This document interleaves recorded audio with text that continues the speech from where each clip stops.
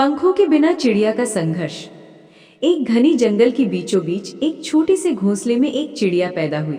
वो सुंदर थी, उसकी आंखों में चमक थी और चहकने की आवाज बहुत प्यारी थी। मगर जन्म से ही उसके पंख नहीं थे। जब बाकी चिड़िया के बच्चे पंख फैलाकर उड़ने लगे, वो घोंसले से बाहर झांककर बस उन्हें देखती रह जाती।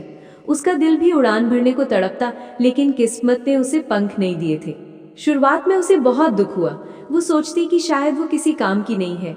बाकी चिड़ियां आकाश में उड़ती, फूलों से रस पीती, नए नए स्थान देखती, जबकि वो घोंसले तक ही सीमित थी। कई बार उसका मन रोने को होता, लेकिन उसकी माँ ने उसे हमेशा समझाया कि जीवन का मूल्य सिर्फ उड़ने में नहीं, बल्कि अपने अस्तित्व को पहचानने में है। धीरे धीरे उसने हिम्मत नहीं हारने का निश्चय किया। उसने देखा कि उसके पास पंख नहीं है, लेकिन उसकी चहचहाहट बहुत मधुर है। जब वो गाती तो पूरा जंगल ठहर जाता। तितलियां उसके पास मंडराती, गिलहरियां उसे सुनने आती और यहाँ तक कि बड़ी चिड़ियां भी उसकी मीठी आवाज सुनने रुक जाती। उसके गायन से सबका मन प्रसन्न हो जाता। समय बीतने के साथ वो समझ गई कि उड़ान केवल आसमान में नहीं होती, असली उड़ान तो दिल और सपनों की होती है। उसने तय किया कि वो अपनी आवाज से जंगल को खुशियां बांटेगी। धीरे धीरे उसकी मधुर चहचहाहट जंगल का गीत बन गई। हर सुबह सूरज की पहली किरण के साथ उसकी तान गूंजती और पूरा जंगल जाग उठता। एक दिन जंगल में तूफान आया। कई पक्षी घबराकर इधर उधर उड़ गए। छोटे छोटे बच्चे डरकर रोने लगे। उसी समय बिना पंखों वाली चिड़िया ने अपनी मधुर तान छेड़ी।